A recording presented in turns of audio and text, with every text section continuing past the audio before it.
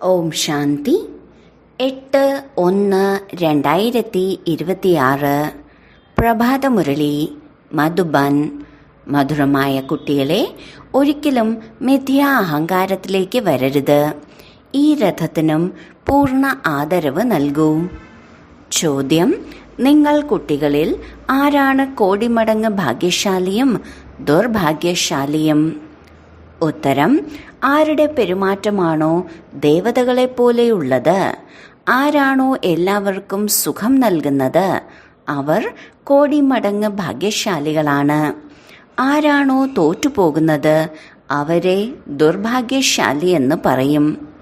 ചിലർ മഹാദുർഭാഗ്യശാലിയായി മാറുന്നു. അവർ എല്ലാവർക്കും ദുഃഖം നൽകിക്കൊണ്ടിരിക്കുന്നു. സുഖം കൊടുക്കാൻ അറിയുകയേയില്ല. ബാബ പറയുന്നു, കുട്ടികളെ, നല്ല രീതിയിൽ സ്വയത്തെ സംരക്ഷിക്കൂ. എല്ലാവർക്കും സുഖം നൽകൂ. യോഗ്യരായി മാറൂ. ഓം ശാന്തി. ആത്മീയ അച്ഛനിരുന്ന് ആത്മീയ കുട്ടികൾക്ക് മനസ്സിലാക്കി കൊടുക്കുന്നു. നിങ്ങൾ ഈ പാഠശാലയിലിരുന്ന് ഉയർന്ന പദവി നേടുകയാണ്. നമ്മൾ വളരെ ഉയർന്നതിലും ഉയർന്ന സ്വർഗത്തിന്റെ പദവി നേടുകയാണെന്ന് ഹൃദയത്തിൽ മനസ്സിലാക്കുന്നുണ്ടോ? അങ്ങനെയുള്ള കുട്ടികൾക്കാണെങ്കിൽ വളരെയധികം സന്തോഷമുണ്ടാകണം. അഥവാ എല്ലാവർക്കും നിശ്ചയമുണ്ട് എങ്കിലും എല്ലാവർക്കും ഒരേപോലെയാകാൻ സാധിക്കില്ല. ആദ്യം മുതൽ അവസാന നമ്പർ വരെ ഉണ്ടാകുക തന്നെ ചെയ്യും. പേപ്പറുകളിലും ഫസ്റ്റ് മുതൽ ലാസ്റ്റ് വരെ നമ്പർ ഉണ്ടാകുന്നു. ചിലർ തോൽക്കാറുമുണ്ട്, ചിലർ ജയിക്കുകയും ചെയ്യും. അതിനാൽ ഓരോരുത്തരും അവരവരുടെ ഹൃദയത്തോട് ചോദിക്കൂ, ബാബ നമ്മെ ഇത്രയും ഉയർന്നതാക്കി മാറ്റുന്നു. ഞാൻ എത്രത്തോളം യോഗ്യനായിട്ടുണ്ട്? ഇന്നയാളെക്കാൾ കൂടുതലാണോ കുറവാണോ? ഇത് പഠിപ്പാണല്ലോ, കാണാനും കഴിയുന്നുണ്ട്. ചിലർ ചില വിഷയത്തിൽ ദുർബലമാകുന്നു, അതിനാൽ താഴേക്ക് പോകുന്നു. ക്ലാസ് ലീഡർ ആണെങ്കിലും ഏതെങ്കിലും വിഷയത്തിൽ കുറവാണെങ്കിൽ താഴെയായി പോകും. വിരളമായി തന്നെ ചിലർ സ്കോളർഷിപ്പ് നേടുന്നു. ഇതും സ്കൂളാണ്. നിങ്ങൾക്കറിയാം, നമ്മളെല്ലാവരും പഠിച്ചുകൊണ്ടിരിക്കുകയാണ്. ഇതിൽ പവിത്രതയുടെ കാര്യമാണ് ആദ്യം. ബാബയെ വിളിച്ചിരുന്നുവല്ലോ പവിത്രമാക്കി മാറ്റുന്നതിന് വേണ്ടി. അഥവാ ക്രിമിനൽ ദൃഷ്ടിയാണ് പ്രവർത്തിക്കുന്നതെങ്കിൽ സ്വയം ഫീല് ചെയ്യും. ബാബയ്ക്ക് എഴുതുകയും ചെയ്യുന്നു, ബാബ, ഞാൻ ഈ വിഷയത്തിൽ കുറവാണ്. വിദ്യാർത്ഥികളുടെ ബുദ്ധിയിൽ ഇത് തീർച്ചയായും ഉണ്ടാകുന്നു, ഞാൻ ഇന്ന വിഷയത്തിൽ വളരെ വളരെ കുറവാണ്. ചിലരിങ്ങനെയും മനസ്സിലാക്കുന്നു, നമ്മൾ തോറ്റുപോകും. ഇതിലാദ്യത്തെ നമ്പറിലുള്ള വിഷയമാണ് പവിത്രത. അനേകം പേർ എഴുതുന്നുണ്ട്, ബാബ, ഞങ്ങൾ തോറ്റു. അപ്പോൾ അവരെ എന്തു പറയും? അവരുടെ ഉള്ളു മനസ്സിലാക്കും, എനിക്ക് കയറാൻ സാധിക്കില്ല. നിങ്ങൾ പവിത്രമായ ലോകം സ്ഥാപിക്കുകയാണല്ലോ. നിങ്ങളുടെ ലക്ഷ്യം തന്നെ ഇതാണ്. ബാബ പറയുന്നു, കുട്ടികളെ, എന്നെ മാത്രം ഓർമ്മിക്കുകയും പവിത്രമാകുകയും ചെയ്യൂ. എങ്കിൽ ഈ ലക്ഷ്മി നാരായണന്റെ കുലത്തിൽ പോകാൻ സാധിക്കും.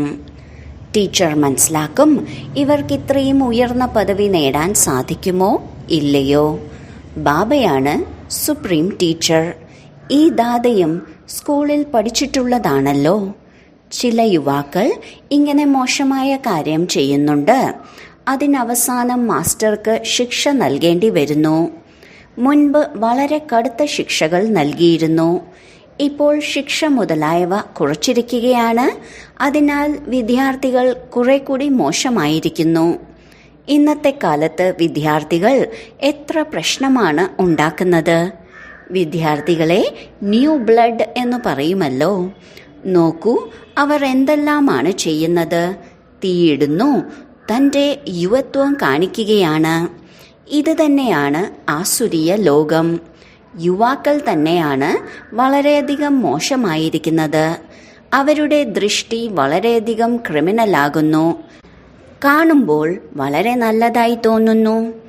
ഇങ്ങനെ പറയാറുണ്ടല്ലോ, ഈശ്വരന്റെ അറ്റം അറിയാൻ സാധിക്കില്ല. അതുപോലെ അവരുടെ അവസാനവും അറിയാൻ കഴിയുകയില്ല. ഇത് ഏതു പ്രകാരമുള്ള ആളാണെന്ന്. അതെ, ജ്ഞാനത്തിന്റെ ബുദ്ധിയിലൂടെ അറിയാൻ കഴിയുന്നു. ഇവരെങ്ങനെ പഠിക്കുന്നു, ഇവരുടെ പെരുമാറ്റം എങ്ങനെയാണ്. ചിലരാണെങ്കിൽ മുഖത്തിൽ നിന്ന് പൂ വരുന്ന തരത്തിൽ സംസാരിക്കുന്നു. ചിലരാണെങ്കിൽ കല്ല് വർഷിക്കുന്നത് പോലെയാണ് സംസാരിക്കുന്നത്. കാണാൻ വളരെ നല്ലതാണ്, പോയിന്റുകളും എഴുതുന്നുണ്ട്. പക്ഷേ കല്ല് ബുദ്ധിയാണ്, ബാഹ്യമായ ഷോയാണ്. മായ വളരെ സൂത്രശാലിയാണ്. അതുകൊണ്ട് ഗീതവുമുണ്ട്. ആശ്ചര്യത്തോടു കൂടി കേട്ടു. സ്വയം ശിവബാബയുടെ സന്താനമാണെന്ന് പറഞ്ഞ് മറ്റുള്ളവരെ കേൾപ്പിച്ചു. എന്നിട്ട് ഓടിപ്പോകുന്നു. അർത്ഥം രാജ്യദ്രോഹിയായി മാറുന്നു. ബുദ്ധിശാലി രാജ്യദ്രോഹിയായി മാറുന്നില്ല എന്നല്ല. നല്ല നല്ല ബുദ്ധിശാലികളും രാജ്യദ്രോഹിയായി മാറുന്നുണ്ട്. ആ സേനയിലും ഇങ്ങനെ ഉണ്ടാകുന്നു. വിമാനം സഹിതം തന്നെ മറ്റ് രാജ്യങ്ങളിൽ പോകുന്നു. ഇവിടെയും അങ്ങനെ ഉണ്ടാകുന്നു. സ്ഥാപനയിൽ വളരെയധികം പരിശ്രമം ഉണ്ടാകുന്നു. കുട്ടികൾക്കും പഠിപ്പിൽ പരിശ്രമം, ടീച്ചർക്കും പഠിപ്പിക്കുന്നതിൽ പരിശ്രമം ഉണ്ടാകുന്നു. കാണാൻ കഴിയുന്നു, ഇവരെല്ലാവരെയും ബുദ്ധിമുട്ടിക്കുന്നു. പഠിക്കുന്നില്ല എങ്കിലും സ്കൂളിൽ ബഹളമുണ്ടാക്കുന്നു. ഇതാണെങ്കിൽ അച്ഛനാണ്. അച്ഛൻ ഒന്നും തന്നെ പറയുകയില്ല. ബാബയുടെ അടുത്ത് ഈ നിയമമില്ല. ഇവിടെയാണെങ്കിൽ തികച്ചും ശാന്തമായിരിക്കണം. ബാബയാണെങ്കിൽ സുഖദാതാവ്, സ്നേഹത്തിന്റെ സാഗരമാണ്. അതിനാൽ കുട്ടികളുടെ പെരുമാറ്റവും അങ്ങനെ ആയിരിക്കണമല്ലോ. ദേവതകളുടേത് പോലെ ആകണം. നിങ്ങൾ കുട്ടികളോട് ബാബ സദാ പറയുന്നുണ്ട്, നിങ്ങൾ കോടി മടങ്ങ് ഭാഗ്യശാലിയാണ്. എന്നാൽ കോടി മടങ്ങ് ദുർഭാഗ്യശാലിയുമാകുന്നുണ്ട്. ആരാണോ തോറ്റുപോകുന്നത് അവരെ ദുർഭാഗ്യശാലി എന്ന് പറയുമല്ലോ. ബാബയ്ക്കറിയാം, അവസാനം വരെ ഇത് ഉണ്ടായിക്കൊണ്ടിരിക്കുന്നു. ചിലരെല്ലാം തീർച്ചയായും മഹാദുർഭാഗ്യശാലിയായി മാറുന്നു. പെരുമാറ്റം ഇങ്ങനെയാകുന്നു. മനസ്സിലാക്കാൻ കഴിയുന്നു ഇവർക്ക് നിൽക്കാൻ സാധിക്കില്ല എന്ന്. ഇത്രയും ഉയർന്നതായി മാറാൻ യോഗ്യതയില്ല. എല്ലാവർക്കും ദുഃഖം നൽകിക്കൊണ്ടിരിക്കുന്നു. സുഖം നൽകാൻ അറിയുകയേയില്ല എങ്കിൽ അവരുടെ അവസ്ഥ എന്തായിരിക്കും? ബാബ സദാ പറയുന്നുണ്ട്, കുട്ടികളെ തന്നെ നല്ല രീതിയിൽ സംരക്ഷിക്കൂ. ഇതും ഡ്രാമ അനുസരിച്ച് നടക്കേണ്ടതാണ്. ഇരുമ്പിനേക്കാൾ മോശമായി മാറുന്നു. എന്നാൽ നല്ലവരും ഒരിക്കലും കത്തും എഴുതാറില്ല. പാവങ്ങളുടെ അവസ്ഥ എന്തായിരിക്കും? ബാബ പറയുകയാണ്, ഞാൻ എല്ലാവരുടെയും മംഗളം ചെയ്യാൻ വന്നിരിക്കുകയാണ്. ഇന്ന് എല്ലാവരുടെയും സദ്ഗതി ചെയ്യുന്നു.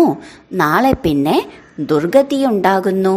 നിങ്ങൾ പറയും, ഞങ്ങൾ ഇന്നലെ വിശ്വത്തിന്റെ അധികാരിയായിരുന്നു, ഇന്ന് അടിമയായി മാറിയിരിക്കുന്നു. ഇപ്പോൾ മുഴുവൻ വൃക്ഷവും നിങ്ങളുടെ ബുദ്ധിയിലുണ്ട്.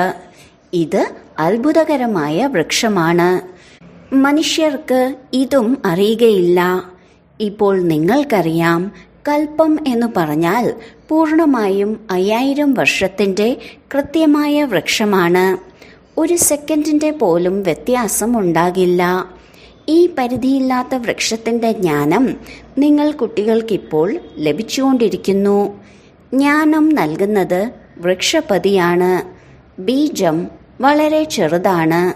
അതിൽ നിന്നുള്ള ഫലം നോക്കൂ, എത്ര വലുതാണ്. ഇത് പിന്നെ അത്ഭുതകരമായ വൃക്ഷമാണ്. ഇതിന്റെ ബീജം വളരെ ചെറുതാണ്. ആത്മാവ് വളരെ ചെറുതാണ്. ബാബയും വളരെ ചെറുതാണ്. ഈ കണ്ണുകളിലൂടെ കാണാൻ സാധിക്കില്ല. വിവേകാനന്ദന്റെ വാക്കാണ്. അദ്ദേഹം പറഞ്ഞു, ജ്യോതി ഗുരുവിൽ നിന്ന് പുറത്തു വന്ന് എന്നിൽ ലയിച്ചു ചേർന്നു എന്ന്. ഇങ്ങനെയുള്ള സാക്ഷാത്കാരങ്ങൾ ഒരുപാട് ഉണ്ടാകുന്നുണ്ട്. ലോകർ അംഗീകരിക്കുന്നു. പിന്നീട് മഹിമയും എഴുതുന്നു. ഭഗവാന്റെ വാക്കുകളാണ്. ഒരു മനുഷ്യനും മഹിമയില്ല. മഹിമ കേവലം ദേവതകളുടേതാണ് ഉണ്ടാവുന്നത്. അതുപോലെ ദേവതയാക്കി മാറ്റുന്ന ആളിൻ്റെയും മഹിമയുണ്ടാകുന്നു. ബാബ വളരെ നല്ല കാർഡ് ഉണ്ടാക്കിയിരുന്നു. ജയന്തി ആഘോഷിക്കുകയാണെങ്കിൽ ഒരു ശിവബാബയുടേത് ആഘോഷിക്കൂ. ഇവരെയും, അതായത് ലക്ഷ്മി നാരായണനെയും ഇങ്ങനെയാക്കി മാറ്റിയത് ശിവബാബയാണല്ലോ. കേവലം ആ ഒരാളുടെ മാത്രം മഹിമയാണ്. ആ ഒരാളെ മാത്രം ഓർമ്മിക്കൂ. സ്വയം പറയുന്നു, ഉയർന്നതിലും ഉയർന്നതാക്കി മാറ്റി പിന്നെ താഴേക്കും വീഴുന്നു. ഇതാർക്കും അറിയില്ല. ഉയർന്നതിലും ഉയർന്ന ലക്ഷ്മി നാരായണൻ തന്നെയാണ് പിന്നീട് 84 ജന്മങ്ങൾക്ക് ശേഷം താഴെ ഇറങ്ങുന്നത്. നിങ്ങളും അങ്ങനെ തന്നെ. നിങ്ങൾ തന്നെയായിരുന്നു വിശ്വത്തിലെ അധികാരികൾ. പിന്നീട് എന്തായി തീർന്നു? സത്യയുഗത്തിൽ ആരായിരുന്നു? നിങ്ങൾ തന്നെയായിരുന്നു എല്ലാം. നമ്പർ വൈസ് പുരുഷാർത്ഥം അനുസരിച്ച് രാജാവും റാണിയുമായിരുന്നു. സൂര്യവംശി, ചന്ദ്രവംശി, രാജവംശത്തിലേതായിരുന്നു. ബാബ എത്ര നല്ല രീതിയിൽ മനസ്സിലാക്കി തരുന്നു.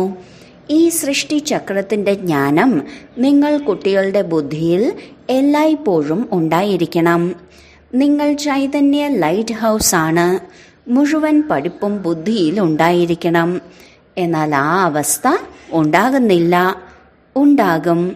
ആരാണോ പാസ് വിത്ത് ഓണർ അവർക്ക് ഈ അവസ്ഥയുണ്ടാകും. മുഴുവൻ ജ്ഞാനവും ബുദ്ധിയിൽ ഉണ്ടാകും.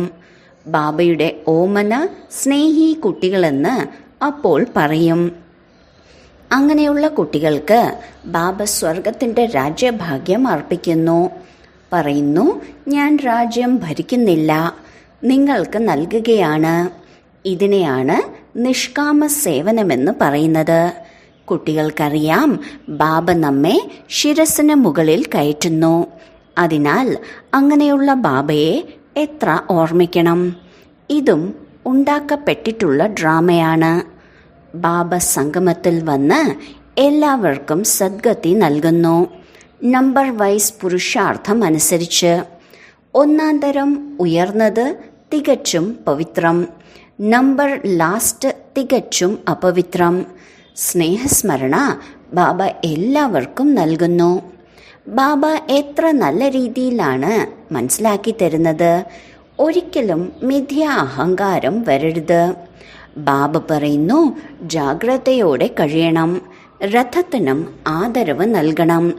ഇതിലൂടെയാണല്ലോ ബാബ കേൾപ്പിക്കുന്നത്. ബ്രഹ്മ ബാബ ഒരിക്കലും ഗ്ലാനി അനുഭവിച്ചിട്ടുണ്ടായിരുന്നില്ല. എല്ലാവരും സ്നേഹിച്ചിരുന്നു. ഇപ്പോഴാണെങ്കിൽ നോക്കൂ, എത്ര ഗ്ലാനി അനുഭവിക്കുന്നു.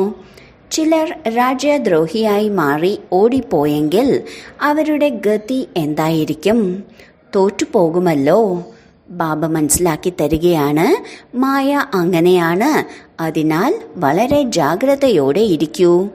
മായ ആരെയും വിടില്ല. പല പ്രകാരത്തിലുള്ള അഗ്നി ഇടുന്നു. ബാബ പറയുന്നു, എൻ്റെ എല്ലാ കുട്ടികളും കാമചിതയിലിരുന്ന് കറുത്ത് കരിക്കട്ടയായി മാറിയിരിക്കുന്നു. എല്ലാവരും ഒരുപോലെയല്ല. എല്ലാവർക്കും ഒരുപോലെയുള്ള പാർട്ടുമല്ല. ഈ ലോകത്തിൻ്റെ പേര് തന്നെ വേശ്യാലയം എന്നാണ്. എത്ര തവണ കാമചിതയിൽ കയറിയിട്ടുണ്ടാകും. രാവണൻ വളരെ സൂത്രശാലിയാണ്. ബുദ്ധിയെ തന്നെ പതീതമാക്കി മാറ്റുന്നു. ഇവിടെ വന്ന് ബാബയിൽ നിന്ന് പഠിപ്പ് നേടിയവർ പോലും അങ്ങനെയായി മാറുന്നു. ബാബയുടെ ഓർമ്മയിലൂടെയല്ലാതെ ക്രിമിനൽ ദൃഷ്ടി ഒരിക്കലും മാറാൻ സാധിക്കില്ല. അതുകൊണ്ടാണ് സൂർദാസിൻ്റെ കഥ.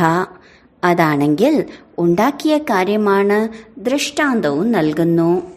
ഇപ്പോൾ നിങ്ങൾ കുട്ടികൾക്ക് ജ്ഞാനത്തിൻ്റെ 3ാം നേത്രം ലഭിച്ചിരിക്കുന്നു. അജ്ഞാനം അർത്ഥം അന്ധകാരം പറയാറുണ്ടല്ലോ. നിങ്ങളാണെങ്കിൽ അന്ധരും അജ്ഞാനിയുമാണ് എന്ന്. ഈ ജ്ഞാനം ഗുപ്തമാണ്. ഇതിലൊന്നും പറയേണ്ടതില്ല. 1 സെക്കൻഡിൽ മുഴുവൻ ജ്ഞാനവും വന്നു ചേരുന്നു. ഏറ്റവും സരളമായ ജ്ഞാനമാണ്. എന്നാൽ മായയുടെ പരീക്ഷ അവസാനം വരെ ഉണ്ടായിരിക്കും. ഈ സമയം കൊടുങ്കാറ്റിൻ്റെ മധ്യത്തിലാണ്. ഉറച്ചതായി മാറിയാൽ പിന്നെ ഇത്രയും കൊടുങ്കാറ്റ് വരില്ല, വീഴുകയുമില്ല. പിന്നീട് നോക്കണം, നിങ്ങളുടെ വൃക്ഷം എത്ര വലുതായിരിക്കുന്നു. നമ്പർ വൈസ് ആകുക തന്നെ ചെയ്യും. വൃക്ഷമാണെങ്കിൽ വലുതാകുക തന്നെ ചെയ്യുന്നു. ചെറിയ വിനാശമുണ്ടാകും. അപ്പോൾ പിന്നെ വളരെയധികം ജാഗ്രതയോടെ ഇരിക്കും. പിന്നീട് ബാബയുടെ ഓർമ്മയിൽ പെട്ടെന്ന് കയറും. മനസ്സിലാക്കും, സമയം വളരെ കുറച്ചേയുള്ളൂ. ബാബയാണെങ്കിൽ വളരെ നന്നായി മനസ്സിലാക്കി തരുന്നു. പരസ്പരം വളരെ സ്നേഹത്തോടെ പെരുമാറൂ. കണ്ണുരുട്ടരുത്. ക്രോധത്തിൻ്റെ ഭൂതം വരുന്നതിലൂടെ രൂപവും പെട്ടെന്ന് മാറുന്നു. നിങ്ങൾക്കാണെങ്കിൽ ലക്ഷ്മി നാരായണനെ പോലെ രൂപമുള്ളവരായി മാറണം. ലക്ഷ്യം മുന്നിലുണ്ട്, സാക്ഷാത്കാരം പിന്നീടുണ്ടാകുന്നു. എപ്പോഴാണോ ട്രാൻസ്ഫർ ആകുന്നത് അപ്പോൾ. എങ്ങനെയാണോ തുടക്കത്തിൽ സാക്ഷാത്കാരം ഉണ്ടായിരുന്നത് അതുപോലെ അവസാന സമയത്തും വളരെയധികം പാർട്ട് കാണും. നിങ്ങൾ വളരെയധികം സന്തോഷത്തോടെ ഇരിക്കും. എലിക്ക് മരണഭയം, പൂച്ചയ്ക്ക് വിളയാട്ടം. അവസാനം ഒരുപാട് സീനറികൾ കാണും. അപ്പോൾ പിന്നെ പശ്ചാത്തപിക്കേണ്ടി വരുമല്ലോ, ഞാനിത് ചെയ്തു. പിന്നീട് അതിൻ്റെ ശിക്ഷയും വളരെ കടുത്തത് ലഭിക്കുന്നു. ബാബ വന്ന് പഠിപ്പിക്കുന്നു, അതിന് മഹത്വം കൊടുത്തില്ലെങ്കിൽ ശിക്ഷ ലഭിക്കും. ഏറ്റവും കടുത്ത ശിക്ഷ അവർക്കാണ് ലഭിക്കുന്നത് ആരാണോ വികാരത്തിൽ പോകുന്നത്, അല്ലെങ്കിൽ ശിവബാബയുടെ ഗ്ലാനി ചെയ്യാൻ കൂടുതലായി നിമിത്തമായി മാറുന്നത്. മായ വളരെ സൂത്രശാലിയാണ്. സ്ഥാപനയിൽ എന്തെല്ലാമാണ് ഉണ്ടാകുന്നത്. നിങ്ങളാണെങ്കിൽ ഇപ്പോൾ ദേവതയായി മാറുകയാണല്ലോ. സത്യുഗത്തിൽ അസുരരൊന്നും ഉണ്ടായിരിക്കില്ല. ഇത് സംഗമത്തിലെ തന്നെ കാര്യമാണ്. ഇവിടെ വികാരി മനുഷ്യർ എത്ര ദുഃഖമാണ് നൽകുന്നത്. പെൺകുട്ടികളെ മർദ്ദിക്കുന്നു, നിർബന്ധിച്ച് വിവാഹം ചെയ്യിക്കുന്നു. സ്ത്രീയെ വികാരത്തിന് വേണ്ടി എത്രയാണ് അടിക്കുന്നത്, എത്ര നേരിടുന്നു. പറയുന്നു, സന്യാസിമാർക്ക് പോലും പവിത്രമായി ഇരിക്കാൻ സാധ്യമല്ല, പിന്നെയാണോ ഇവർ പവിത്രമായി ജീവിച്ച് കാണിക്കുന്നത്. മുന്നോട്ടു പോകുമ്പോൾ തീർച്ചയായും മനസ്സിലാക്കും, പവിത്രമായി മാറാതെ ദേവതയാകാൻ സാധിക്കില്ല. നിങ്ങൾ മനസ്സിലാക്കുന്നു, നമുക്കിത്രയും പ്രാപ്തി ഉണ്ടാകുന്നു, അതിനാൽ വികാരം ഉപേക്ഷിക്കുകയാണ്. ഭഗവാന്റെ വാക്കാണ്, കാമത്തെ ജയിച്ചവർ ലോകത്തെ ജയിക്കുന്നു. ഇങ്ങനെയുള്ള ലക്ഷ്മി നാരായണനായി മാറുമെങ്കിൽ എന്തുകൊണ്ട് പവിത്രമായിക്കൂടാ. പിന്നീട് മായയും ഒരുപാട് ബോധം കെടുത്തുന്നു. ഉയർന്ന പഠിപ്പാണല്ലോ. ബാബ വന്ന് പഠിപ്പിക്കുകയാണ്, ഈ ഓർമ്മ കുട്ടികൾക്ക് നല്ല രീതിയിലില്ല എങ്കിൽ പിന്നെ മായയും അടിതരുന്നു. മായ അവജ്ഞയും ഒരുപാട് ചെയ്യിക്കുന്നു. പിന്നെ അവരുടെ അവസ്ഥ എന്താവും? മായ ഇങ്ങനെയുള്ള അശ്രദ്ധരാക്കി മാറ്റുന്നു, അഹങ്കാരത്തിലേക്ക് കൊണ്ടുപോകുന്നു. പറയേണ്ടതില്ല. നമ്പർ വൈസ് രാജധാനി ഉണ്ടാക്കുന്നുവെങ്കിൽ ഏതെങ്കിലും കാരണത്താൽ ഉണ്ടാക്കുമല്ലോ. ഇപ്പോൾ നിങ്ങൾക്ക് ഭൂതം, ഭാവി, വർത്തമാനത്തിന്റെ ജ്ഞാനം ലഭിച്ചിരിക്കുന്നു. അതിനാൽ എത്ര നല്ല രീതിയിൽ ശ്രദ്ധ നൽകണം. അഹങ്കാരം വന്നു, അവർ മരിച്ചു. മായ ഒരു പൈസയ്ക്ക് പോലും വിലയില്ലാത്തവരാക്കി മാറ്റുന്നു. ബാബയുടെ അവജ്ഞ ചെയ്തുവെങ്കിൽ പിന്നെ ബാബയെ ഓർമ്മിക്കാൻ സാധിക്കില്ല.